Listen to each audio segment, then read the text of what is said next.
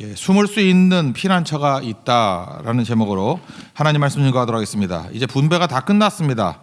이제 뭐가 남았느냐 하면은 이 여호수아서는 모세오경의 기준이거든요. 그래서 모세오경에 약속된 것이 성취되었다. 그래서 약속의 얘기가 나오고 성취의 얘기가 또 나온다라는 것입니다. 빠진 게 두 가지예요. 모세오경에서 출애굽기에도 나오고 21장에, 그다음에 민수기 35장, 그다음에 신명기 21장 이렇게 계속 도피성 얘기가 나옵니다. 도피성을 두라라고 하는 것이 뒀다, 성취죠. 그게 여호수아 20장이라는 것입니다. 그리고 또 하나는 레위 사람들 48개 성에 이렇게 흩어져서 배치하는 것들이 이제 21장에 나와 있습니다. 이제 두 가지가 남았다라는 거죠. 남은 얘기를 마무리 짓고 이제 분배 이야기는 끝나게 된다는 것입니다. 먼저 첫 번째 살필 게 이거예요. 우리가 기억해야 되는데 오직 하나님 말씀만 기억하고 나머지는 잊어버려도 된다라는 것입니다. 그러니까 기억할 게 딱 하나라는 거예요. 우리 인생 살다 보면 모든 걸 다 기억할 수는 없죠. 그렇지만 말씀만은 기억해야 된다는 것입니다. 나머지는 잊어버려도 하나님이 책임져 주시고 채워 주신다는 것입니다. 뭐 이런 예가 맞을지 모르겠는데 우리 다람쥐가 좋아하는 게 도토리 아닙니까? 다람쥐도 나름대로 저축을 하는가 봐요. 도토리를 쭉 모아가지고 놔두면 누가 딴 놈이 먹으니까 이렇게 묻어놓으면 됩니다. 근데 문제는 뭐냐면 다람쥐가 IQ가 안 좋아서 어디다 묻었는지 잊어버린다는 거예요. 표시 뭐 자기가 기억하는데 기억 못할 수 있겠죠. 그래서 잊어버린다는 거예요. 그러니까 자기가 힘쓰고 애쓰고 열심을 다해서 도토리 묻어놨는데 잊어버리는 경우가 되게 많대요. 그럼 잊어버리면 그게 손해인가? 그렇지 않다는 거죠. 그 묻어놨던 도토리가 자라서 도토리 나무가 된대요. 그래서 장기적으로는 자기 자신에게 유익이 되더라. 저는 이게 뭐 간단한 얘기지만 우리에게도 필요하다고 생각을 합니다. 어떤 때는 날 위해서 이렇게 묻어놓을 때가 있어요. 근데 잊어버릴 때도 많거든요. 근데 단기적으로는 손해같이 보이지만 장기적으로 놓고 볼 때는 또 그것이 나를 살리는 경우도 굉장히 많이 있다는 것입니다. 그래서 중요한 것은 딱 하나만 기억하면 돼요. 내가 내 자신을 위해서 이렇게 묻어놨던 것들 기억하지 않아도 하나님 말씀만 하나 기억하고 있으면, 말씀만 기억하고 순종해서 열매 거두게 된다 그러면 나머지 내가 잊어버렸던 모든 것들이 장기적으로 내게 다 유익으로 돌아올 수도 있다. 그게 사실은 이스라엘 백성들에 대한 하나님의 말씀의 어떤 내용인 것 같습니다. 그래서 말씀만 기억하라. 오늘 1절과 2절 읽겠습니다. 여호와께서 여호수아에게 말씀하여 이르시되 이스라엘 자손에게 말하여 이르기를 내가 모세를 통하여 너에게 말한 도피성들을 너희를 위해 정하여 말씀하신 거, 그다음에 모세를 통해서 너희들에게 정해준 거, 이것만 기억하라는 거예요. 그러니까 하나님 약속하신 거는 반드시 기억하고 순종해서 성취하는 것 하면 된다. 나머지는 하나님께서 다 채워 주신다는 것입니다.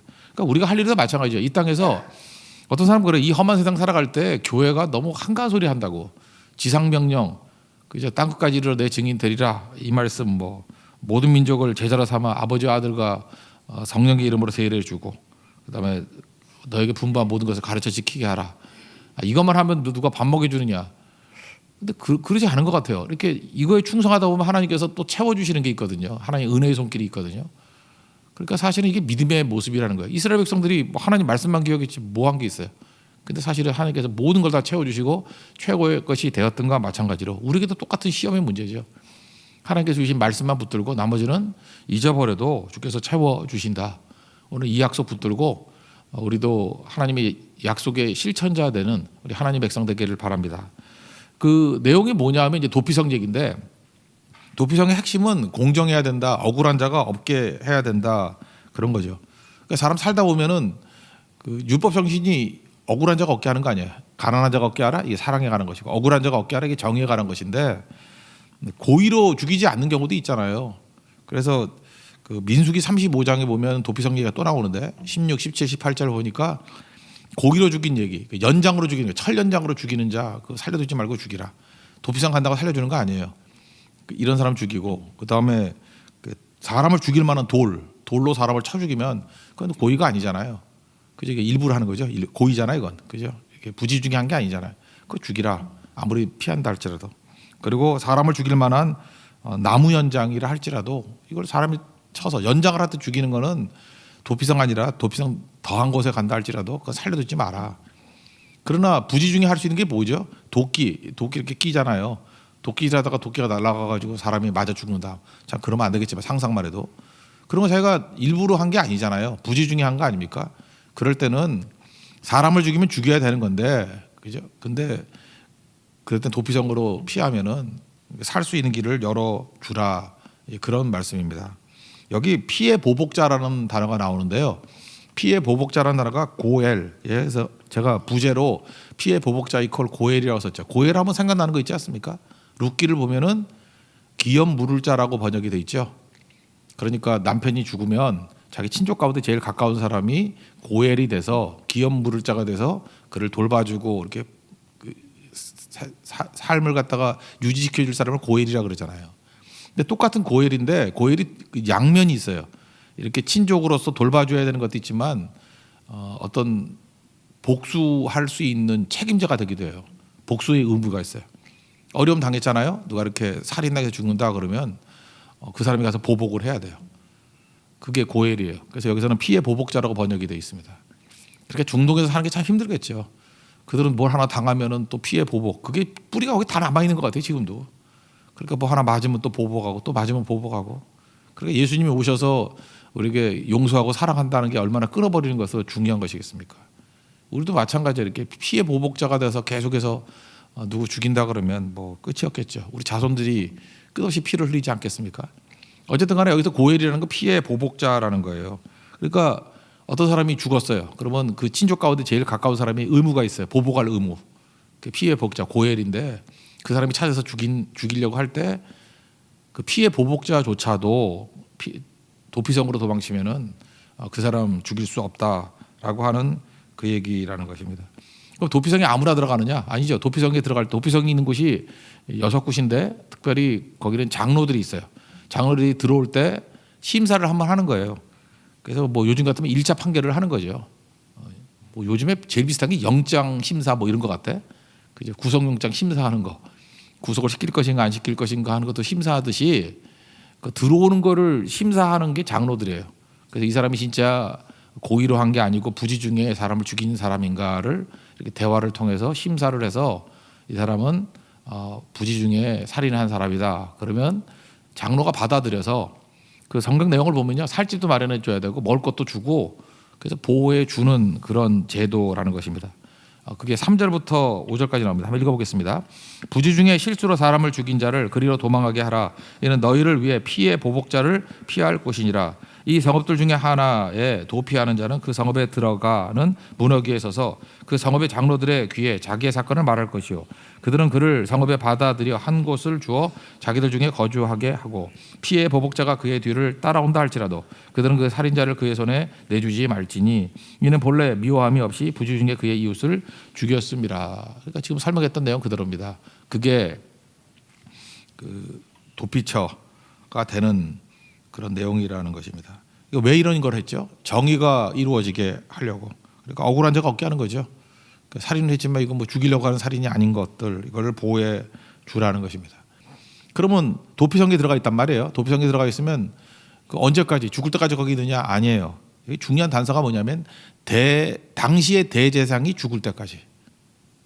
그러니까 대제사장이 빨리 죽으라고 기도할까요? 예, 그럴 수도 있겠죠, 그죠? 거기 도피성에 들어가서 대제사장이 1년 만에 죽으면 1년 만에 나오는 거예요. 그래서 손 못 대요.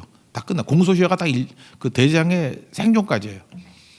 근데 대제사장 임명되고 난 다음에 너무 건강해가지고, 그죠? 뭐 산삼으로 깍두기 먹어가지고 한 50년 산다 그러면은 50년 동안 못 나오는 거예요.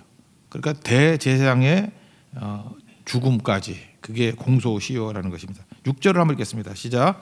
그 살인자는 회중 앞에 서서 재판을 받기까지 또는 그 당시 대제사장이 죽기까지 그 성읍에 거주하다가 그 후에 그 살인자는 그 성읍 곧 자기가 도망하여 나온 자기 성읍 자기 집으로 돌아갈지니라 하라 하시니라. 그러니까 언제 집에 갈 수 있어요? 언제 도망치는 게 끝나느냐 하면 대제사장이 죽기까지. 그럼 여기서 감 잡죠. 대제사장이 누구겠어요? 그게 장차 오신 예수님이죠. 예수 그리스도. 그러니까 히브리서 같은 데 보면 우리의 대제사장 되신 분이 예수 그리스도다. 그러니까 예수님이 죽기까지. 그게 뭐예요? 십자가잖아요. 그때까 그 십자가의 죽음이 있으면 피해 보복자, 우리에게 보복하겠다고 죄에 대한 대가, 피해에 대한 대가로 죽이겠다고 하는 죽음의 세력이 있잖아요. 거기로부터 해방이 된다. 이게 제일 중요한 해석인 것 같아요. 그래서 도피성은 예수 그리스도를 예표하는 것이 된다라는 것입니다. 그러니까 우리가 언제 집으로 돌아가죠? 대제사장이 죽을 때, 예수님 십자가 지실 때, 그때 우리가 자유로울 수 있다는 거죠. 그러니까 오직 예수밖에 없다. 그래서 우리가 귀향이 가능하고 천국에 갈 수 있는 것이 가능한 것이 예수님의 죽음 이후에 가능하다. 그런 거죠. 그 이후에는 죽음의 추적자들이 우리를 따라온다 할지라도 부활하신 우리 주님께서 영원히 우리를 다스리기 때문에 그 다음에 집으로 갈 수 있는 것이 가능하고 회복이 가능하게 된다는 것입니다. 그렇다 그러면 이걸 조금 더 이제 뭐 해석을 그렇게 하는 분들이 있어요. 그러면 도피성이 뭐냐? 그러면 요즘에 우리하고 제일 비슷한 게 교회라는 거예요. 교회. 우리가 교회의 이 세상 속에서 죽어가고 있는 죽음의 세력 가운데 교회에서 이렇게 도피해 있는 거예요. 그죠? 보호받고 있는 거라고. 근데 이게 사실 그 내용마다 틀린 건데 그 도피성에는 레위인들이 살고 있다니까요. 그러니까 교회죠, 교회. 거기서 말씀도 가르치고 예배도 드리고 맨날. 그러니까 자기는 부지 중에 살인해가지고 도피성에 들어갔지만 그 안에 있으면서 오히려 신앙이 더 좋아진 사람 많겠죠.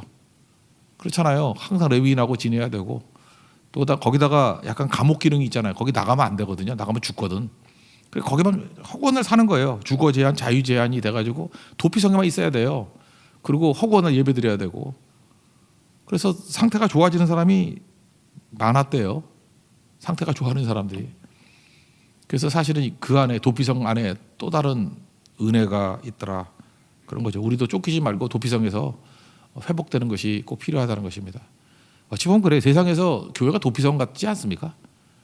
여기 와서 잘 보면 그래요. 세상에서 잘 나가는 사람들, 뭐 당당한 사람들은 교회 잘 안 와요. 자기가 의인이라 그러고 자기가 어떤 기준이 되고. 근데 세상에 쫓기고 갈 데 없고 뭐 맞아 죽을 것 같은 사람들이 교회로 오면 또 보호해 주잖아요. 품어 주잖아요. 근데 그것 때문에 오히려 더 신앙이 깊어지고 하나님의 은혜를 맛보게 되는 것들이 있지 않나 그런 생각이 듭니다. 그런 의미에서 하나님 앞에 잘 쓰임 받는 거죠. 그래서 우리 주변에 고난당하고 있는 많은 사람들, 그 헤매고 있는 많은 사람들에게 도피성이 있다라는 거 외치십시오. 교회로 오라는 거예요. 교회로. 그 품어주는 거. 그래서 그 다른 성경 뭐 신명기나 이런 데 보면요.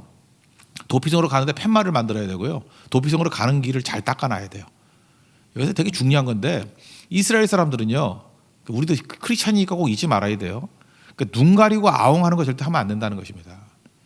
그러니까 유명무실하게 만들면 안 돼요. 도피성 뭐 대충 만들어 놓고 난 다음에 어디 있는지도 모르게 하고 그래서 여기 도피성도 다 유명한 도시예요. 성읍이에요.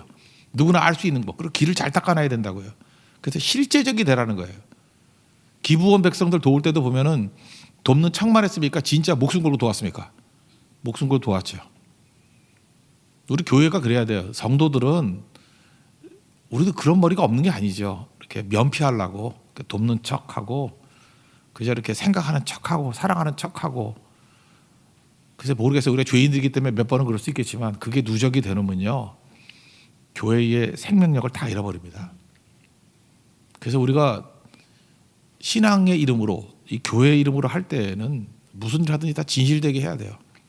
어떤 선교사님을 섬긴다 그러면 섬기는 척하면 안 되고 진짜 섬겨야 되고요. 교회를 하나 뭐 짓는다 그러면 짓는 척하면 안 되고 진짜 최선을 다해서 우리 집 같이 내 것 같이 최선을 다해야 되고 그거 아니면 하지 말든지 아니면 아예 정직하게 우리가 할 수 있는 능력이 한계가 있으니까 부분만 어느 정도 하겠습니다 이렇게 하는 게 중요하지. 하여튼 실질적인 내용보다 이름이 더 커지면 안 되는 것이 중요하다는 거예요. 뭐 다른 건 모르지만 우리 세교에서는 꼭 그렇게 했으면 좋겠어요. 그죠? 이렇게 이름이 더 커지면 안 돼요. 실질적인 내용이 더 큰 것. 그게 사실은 제일 중요하다는 것입니다. 그래서 이스라엘은 도피성을 만들고 진짜 도피성답게 했어요. 그래서 길도 잘 닦아놓고 날마다 그리고 팻말 만들고 그래서 많은 사람들에게 억울함이 없도록 만드는 것. 그게 필요한 거죠. 우리 전도한다는 게 뭡니까? 나에게 도피성이 있다고 모이라고 길 열어 주신다고 하나님이. 그래서 교회가 도피성이라는 거 잊지 말고 그죠? 많은 우리 전도대상들에게 소개하고 갈 수 있는 길들을 열어놓을 수 있는 우리 하나님의 종들 되기를 바랍니다. 그래서 실제로 도피성이 어디에 있는지를 보면은요, 요단 동편에 세 군데, 요단 서편에 세 군데, 6군데를 만들라 그랬어요. 우리 머릿속으로 지도 만들지 말고 머릿속으로 하나 봅시다. 남쪽에 유다가 있죠. 북쪽에 에브라임이 있죠. 남쪽 유다 가운데에 있는 지파가 어디 지파죠? 시므온. 그다음에 옆쪽에 해안 쪽에 블레셋 바로 위에 있는 지파가 어디였죠? 이동했던 지파? 단지파. 그다음 북쪽은 에브라임과 므낫세가 있고, 그다음에 그 북쪽에 네 지파가 있다 그랬죠. 중앙에 누가 있어요? 스불론. 그다음에 갈릴리 쪽에 누가 있어요? 이사갈. 해변 쪽에 누가 있어요? 아셀. 북부 산지 쪽에 누가 있어요? 납달리. 알면서도 대답 안 하는 거죠? 예, 그렇게 알고 있어요. 그다음에 요단 동편에는 밑에서부터요. 맨 밑에가 세 개가 있으니까 두 지파 반이니까 루벤, 갓, 므낫세. 맨 밑에가 루벤, 갓, 므낫세. 그러면 제가 한번 설명해 드릴게요. 그 등거리에 둬야 될 거 아니에요. 이렇게 막 몰려 있으면 안 되잖아요. 그러니까 도피성이 요단 서편에 세 군데가 있는데 맨 꼭대기에 납달리에 하나가 있어요. 납달리에 게데스라고 납달리. 그리고 중간에 에브라임에 또 하나가 있어요. 세겜이라고. 세겜 그 세겜 알죠? 그 상수리 나무 있고 한데 아브라함이 처음 온대. 그다음에 좀 남쪽에 이산지를 내게 주소서 했던 게 기랏 아르바, 헤브론. 그 서쪽에서 세 군데 있어요. 게데스, 세겜, 그 다음에 맨 밑에 헤브론. 그러니까 지파를 볼 때 납달리 지파의 지경에 있고 에브라임 지파의 지경이 있고 유다 지파의 지경이 있어요. 이게 거리 따지면 한 50km씩이에요. 등거리, 거의 등거리에 있어요. 그리고 요단 동편에는 그 루벤 쪽에 하나 있고 갓에 하나 있고 므낫세 하나 있고, 그럼 띄엄띄엄 되면 되겠죠. 그 내용을 한번 읽어보고 지도를 한번 보죠. 그 내용을 한번 읽겠습니다. 우리 7절부터 9절까지 읽겠습니다. 시작. 이에 그들이 납달리의 산지 갈릴리 게데스와 에브람 산지의 세겜과 유다 산지의 기럇 아르바 곧 헤브론과 여리고 동쪽 요단 서쪽 르우벤 지파 중에서 평지 광야의 베셀과 갓 지파 중에서 길랏 라못과 므낫세 지파 중에서 바산 골라를 구별하였으니 이는 곧 이스라엘 모든 자손과 그들 중에 거류하는 거류민을 위하여 선정된 성읍들로서 누구든지 부주 중에 살인한 자가 그리로 도망하여 그가 회중 앞에 설 때까지 피해 보복자의 손에 죽지 아니하게 하기 위함이라. 우리 지도 한번 보여주세요. 그럼 다시 이제 정리해 보면 맨 꼭대기 납달리 어딘지 알죠? 꼭대기 중앙에 스불론이 있고 동쪽에 이사갈, 서쪽 해안에 아셀, 북쪽에 납달리에 게데스라는 데 있었고, 그다음 쭉 내려오면 중간에 에브라임에 있는 세겜, 더 내려오면은 유다의 밑에 쪽이죠. 거기가 헤브론이 수도였다가 예루살렘으로 옮기잖아요, 중앙 쪽으로. 그 다음에 동쪽 맨 밑에가 어디예요? 맨 밑에가 루벤, 갓, 므낫세인데 루벤은 베셀. 그다음에 갓 지파 있는데 거기가 전쟁으로 유명한 데죠. 요충지, 길랏 라못. 그 다음에 꼭대기 므낫세가 있는 데가 바사나 옥이 있었던 데죠. 여기는 암소가 되게 유명해. 소로 유명한데 초지가 있는데 거기에 바산 골란. 그래서 지금도 있죠. 그 시리아하고 전쟁할 때 골란 고원이라고 거기에요. 그렇게 등거리에 세 군데에 뒀다라는 것입니다. 그래서 6군데 도피성이 있었습니다. 그러니까 하나님께서는 실제적으로 이렇게 만들라 그럴 때 만들었다라는 것입니다. 그러니까 도피성의 의미는 뭐죠? 어떤 죄인들이 있다 그러면은 그들을 거부하지 말고 할 수 있는 구원하는 관점에서 세워나가는 거, 이게 도피성의 내용이라는 것입니다. 저는 요즘에 그런 생각을 해요. 이번에도 그 우한 폐렴 환자들이 어디 충청도 어디 간다 그랬더니 못 들어오게 한다고 트랙터로 막고 막 그런다 그러는데, 여러분 같으면 어떻게 생각하겠어요? 내 주변에 도피성이 있다 그러면 반대하겠어요? 어디 살인자가 이 근처에 들어와? 이럴 수 있죠. 참 부끄러운 것 같아요. 내가 볼 때 그 자기 동족인데 환자들이 들어온다고 막는 데는 우리나라밖에 없는 것 같아요. 어떻게 이 민족성이 이렇게 되는지, 이게 하나님께서 복주시 못하는 내용이겠죠. 우리 크리스찬들 이래도 먼저 이 의식을 가져야죠. 누굴 거부하면 안 돼요. 그를 구원의 관점에서 바라볼 줄 알아야 되고, 나중에 보면요, 이 도피성이 있는 곳에는 다 복이 임했어요. 복이. 그래서 남들을 위해서 희생하고 어려움 당한 사람을 품어주고 할 때 복이 임해요. 그래서 하나님께서 신명기에 보면요, 한 번 더 약속을 하셨는데, 너희 땅이 요 정도 땅이 아니고 원래 유프라테스부터 애국 그 경계까지가 다 이스라엘 땅이거든요. 엄청 넓은 땅인데 나중에 니네들이 약속을 지켜서 더 넓은 땅을 얻게 되면은 도피성을 세 군데 더 만들라 그랬어요. 그래서 하나님께서 만들라 그러는 건 9군데예요. 요단 동편에 세 군데, 요단 서편에 세 군데, 또 더 넓어지는 약속한 그 넓은 데 생기면 도피성을 세 군데 더 만들라. 어차피 뭐 시간도 많은데 한번 찾아볼까요? 신명기 19장입니다. 8절부터 10절까지. 신명기 19장 8절부터 10절까지.